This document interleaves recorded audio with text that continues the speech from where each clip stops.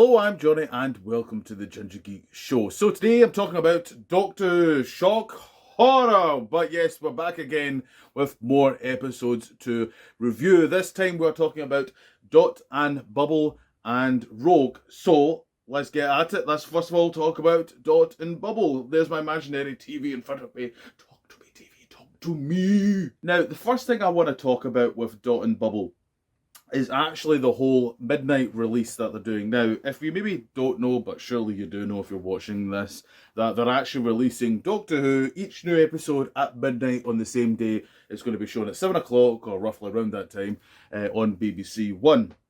Now, every single episode that's came out so far, I have done such a thing. I've watched it at midnight, and then I tend to watch it again, maybe with my dad, on that said same day, just later on. Now, I've noticed one thing. Every time I watch it at midnight, I seem to not enjoy it the same compared to when I watch it later in the day. Big reasons is obviously I work, so I'm very much more kind of naturally tired, and when it gets to the point of midnight, I'm always like, oh, well, I'll just leave it. I'll leave and watch it tomorrow. And then I remember I have no life, and I love Doctor Who, so, you know, I gotta keep up at midnight to do that. But the thing I've discovered is I don't think I enjoy it because naturally I am not as aware, and as I says, I'm a bit more kind of I'm maybe run down, or just simply can't be bothered. And I think that's actually kind of impacted on my viewing of this series because, so as I'm getting into Dot and Bubble, when I watched it the first time, I really didn't like it. I really didn't enjoy it. It wasn't for me. There's still aspects of it that I don't really like, and I'm not going to lie. In time, I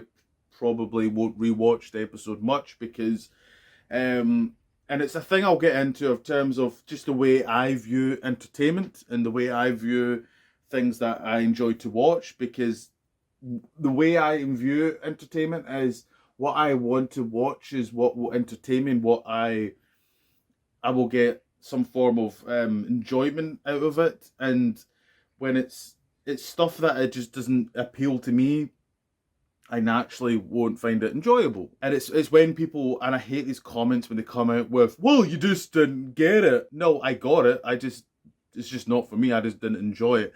And that's simply it. But people just can't seem to wrap their heads around other people having a different opinions of themselves. But wait a minute, he's not racist and he's not sexist. He's just simply just didn't enjoy it. Oh, that's weird, isn't it, nowadays?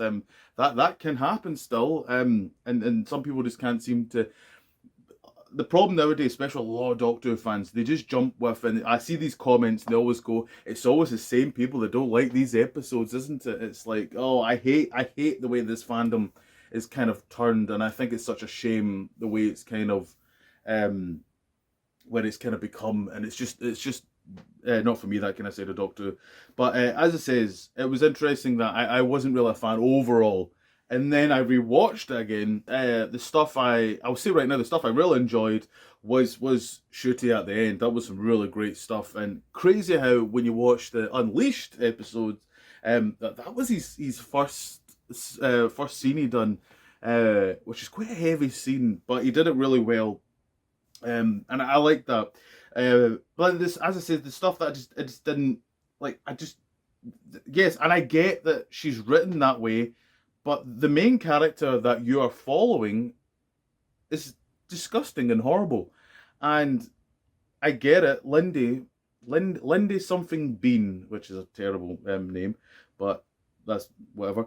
I don't like characters that are written just to not be like, you can't have an opinion on the character. You can't have like your view on the character. You can't try and understand the character. The character is just simply written to be like that, and it's a bit like, oh right, okay. A good example, I guess you could say, is with Loki in the MCU. It's like, yes, he's a villain, but you can kind of understand why he's a villain. You can kind of maybe see it's like, oh, he's got understandings here, and he's kind of vulnerable there, or he's kind of there's a reason for it here, and such forth. And but here it's just, she's a terrible person. She has rich parents. Russell T Davies seems to, and you know, we know this. He doesn't like rich people. Many of us don't at this point. It feels very It feels very much what's going on right now, where there is the line is getting very rich and poor are very clear right now, and that stuff is very prevalent in the episode. And I like the kind of political elements. I know people will moan about, oh, there's too much politics, but there's always been that kind of sort of stuff when you go back. I mean, my favourite era is the John Pertwee era, and it's littered with Barry Letts says how much that he was very much a left wing, and how much he which is also funny when you do watch Terrance Dicks, who completely hated that stuff, and it's always funny when you watch them two, because they're completely nothing alike when it comes to kind of political elements, which is always quite funny to watch them two. But it's always been there. It's how you handle it is the way you do it. You should do it in a form of kind of, it's woven in the story, and I always think the best example of kind of the modern use of it is the Ood. I always think that's because obviously the Ood is basically the slave trade, and I like that kind of how they did it that kind of way. It wasn't just, oh, we're just going to go back into the past and that sort of stuff. It's incorporating the world of Doctor Who with our kind of history and what's going to happen, or even today what can happen, like with Dot and Bubble, what's going to happen. So I like that more kind of stuff, how you can incorporate it, and I find that more interesting. So I don't really just want to watch Doctor Who to see, oh yes, I see this daily, or I see this issue all the time, and I don't know what to say more with Dot and Bubble. It just like, I think the episode is fine. People are really, and more power to them. They thoroughly enjoyed it. They thought it was, really great. I really, as it says, I really liked the ending, and believe me, I was nothing than more than happy than seeing Lindy on that boat. I was like, you go on ahead, don't you worry. You enjoy your wee boat ride. If that was the 12th Doctor, he would have just flipped and just went, sodges, I don't care. He would had none of all that whatsoever, and it felt a little bit rushed as well. It was very just kind of, all of a sudden it was like, right there, and that's also a bit of an issue I have with this series. The one thing I'll always give about the Chibnall era, and say we won about the Chibnall era, that started getting less episodes. It got to 10, and also got from, went from 13, 12, 10, now 8. But at least there were 50-minute episodes. At least that was the, that was like the minimum. And that's a nice little time. Because some of these episodes are way less than 45 minutes as well. Some are like 42, 43 maybe, so it's like, that's a bit of an issue I'm having with this series. And I'm going to talk a little bit about that with Rogue. Which, let's get into Rogue. Rogue is an episode where I think a lot of people will find very vanilla, especially compared to Dot and Bubble, where berates there is a lot to talk about with Dot and Bubble, with a lot of the kind of political stuff. I've seen it on Twitter where many people have shared their kind of thoughts and feelings and such forth.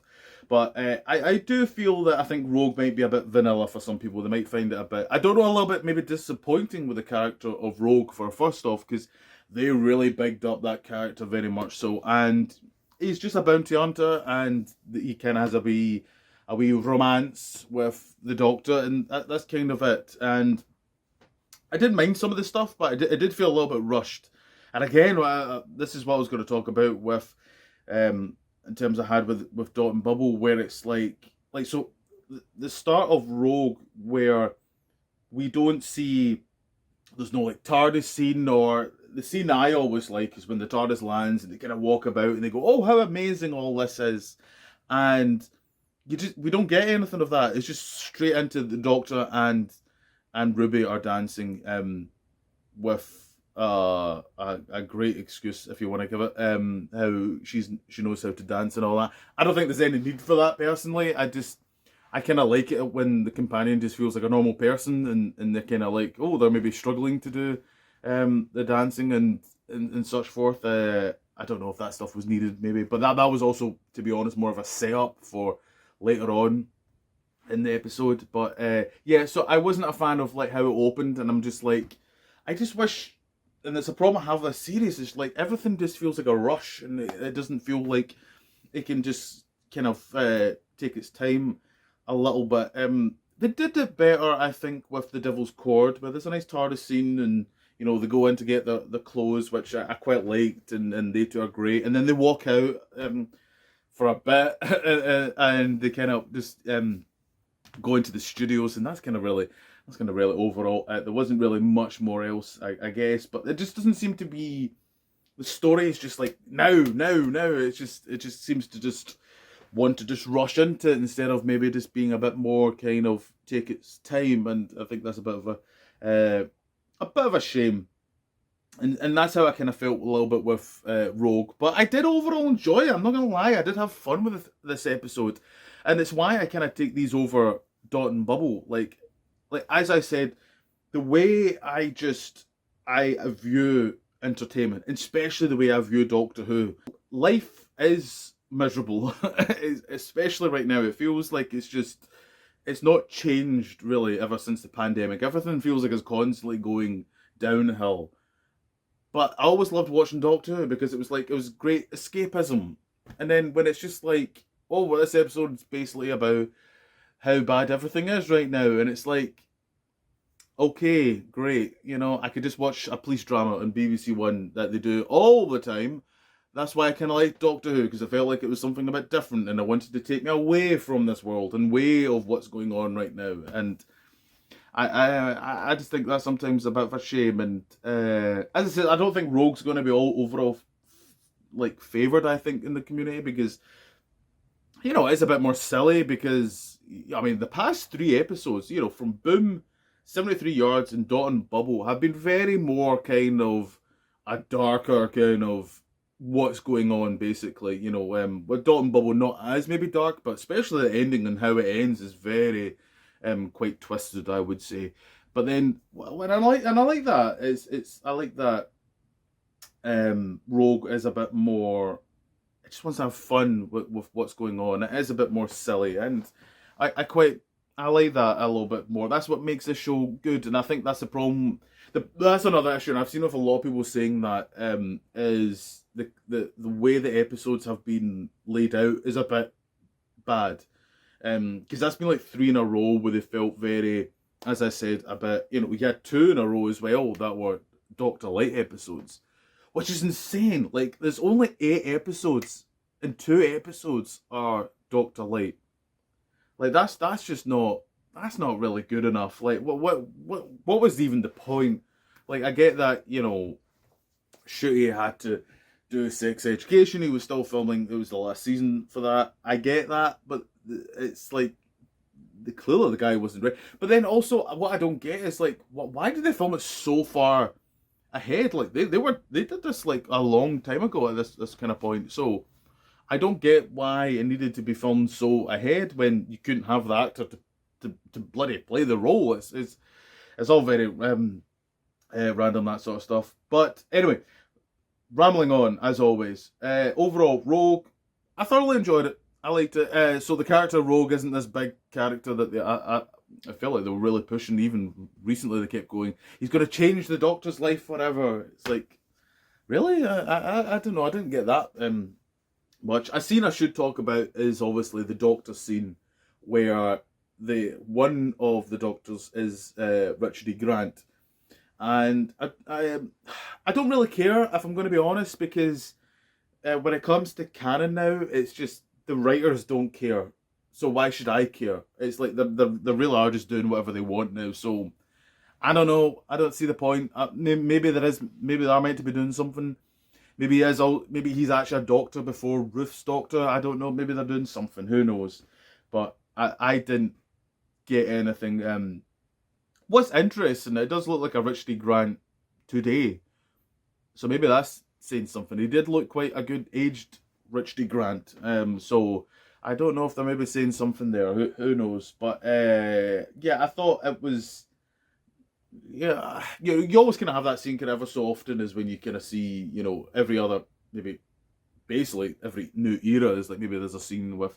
I don't think there was a scene in Jodie's era where they had like a shot of all the Doctors so far. I don't think that doesn't come to my mind, unless I did and I just completely forgot, as I do because I'm getting old now. But yes, overall, Rogue, I enjoyed it. I thought it was fun. It did the job for me. It was nice to kind of period stuff. I just think they could have done a little bit more in terms of some of that stuff. It did feel a little bit rushed, but I think Jonathan Goff did a good job with Rogue. Fair and nice enough. I did like the kind of romance stuff. I like them two together. Would have been nice to see a bit more. I did feel like a sudden jump where he had him, you know, he had him like locked and all that. Then all of a sudden he's smiling away in the TARDIS and all that, and it's like, oh right, okay, right. It was just such a like jump of just of feeling different. I felt there, but what else was I going to say? There was one thing that really confused me though. So the transmat thing on the ground, which the Doctor was on, and Rogue had, and he had the button and all that, and obviously switched it off to then obviously leave. And then later on, when the Doctor used it on the aliens, and then Ruby was on it, but all of a sudden he couldn't switch it off now. I'm like, but you were on it earlier, and you could get out of it when Rogue switched it off with that button that he had. So why all of a sudden? I don't know. So Dot and Bubble, I thought it was fine. I don't love it the way everyone seems to love it, but I thought it was fine. Really like the last scene. And Rogue, I did thoroughly enjoy it. I think it's more kind of what I like is a bit more kind of fun, and I think that's what Doctor Who kind of should be. So yes, the next video will be the finale actually, and when you next see me, it will be both episodes as I'm doing it. So it'll be interesting to see what it's going to be. Who's this Susan character? They keep banging on about her, so hopefully that's going to be worth it. Who knows? I don't even know at this rate, but we'll see. We'll see how it goes. I'm going to say right now, I'm going to go for it's the Trickster is the overall villain. I'm going to go for that. That's my prediction. That's my prediction. I also have a prediction that I'm going to be rich and famous as well, but you know, some of these things just doesn't come to. But yes, please like, share, and subscribe. That would be fantastic. That would be great. Please comment down below. I'd like to know your opinions on these episodes. That would be great. I always love kind of having a little titter-tat with people and all that, of their opinions on the show. It's always fun. So yes, more videos in the future. I'll see you in 2 weeks for the finale. The finale of Doctor Who. See you later.